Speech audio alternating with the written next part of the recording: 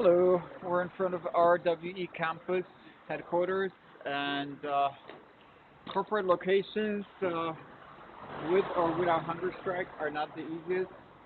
We just had to deal with police harassment from Essen Police Department telling us that two-person demos and gatherings are illegal. So, and technically, that us interacting with the policeman was already an illegal gathering. So this is like a Kafkaesque, uh, uh, paradox that police excels with. But also something that's very symbolic over here is that a lot of municipalities, a lot of local cities, like Essen, like Dortmund, like Cologne, are vested in RWE, are invested with their pension funds, with their city departments, bonds, and so forth. So this forms a really close alliance between local police departments and the company, where we have large, huge evictions, the largest in North Rhine-Westphalia, and spending over 50 million euro. We still don't know exactly what the exact amount is on the last eviction, but overall, it's over 300 million over the last couple of years. And also part of the cost is is covered by the local municipalities for the emergency department, for fire, for ambulances, and this is something that RWE promises to pay, and this is something that we've been told by many municipalities locally does not happen.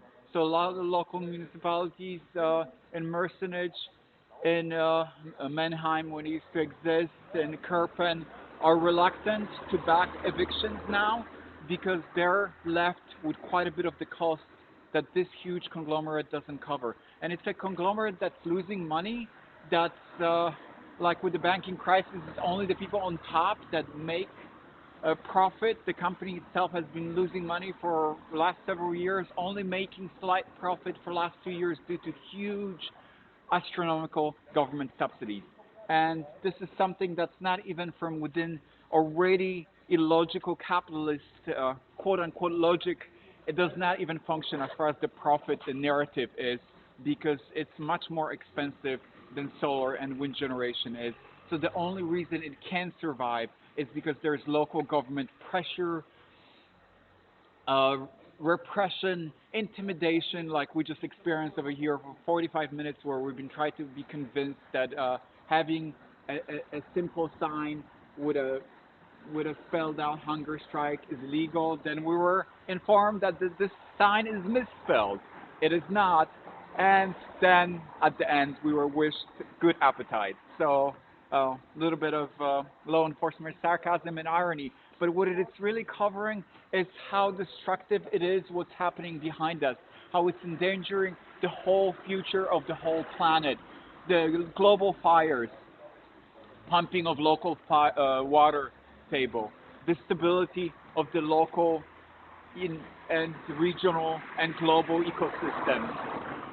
This is something that's resonating with so much of the youth, especially students for the future, because they realize that a lot of the older CEOs will not possibly live, although the climate emergency is peaking from year to year, but it is especially the young that will be stuck with the bill, that will be stuck with the costs, but the costs that are not financial, costs that are social, that are political, costs of insecurity, of warfare, and collapses of many different ecological systems, social systems, and political systems.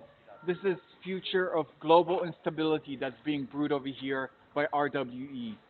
And it can only go on because so many people are only oriented by profit. Profit that's extremely short term. It's not an ecological or social long view.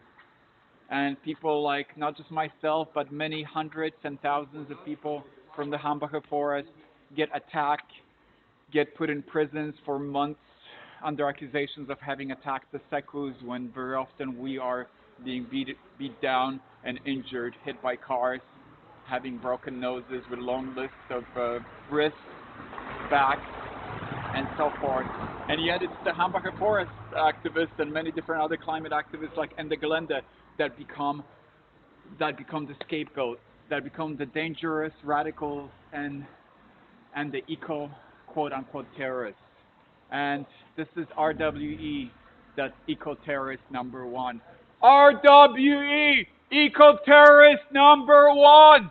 RWE, eco terrorist number one. RWE, eco terrorist number one. RWE, eco terrorist number one. Thanks, people. And thanks for all the support. We're going strong. We're contacting a doctor today. We're doing vitamins and juices and also doing smoothies. So this is just the mildest form of a hunger strike in a way, extended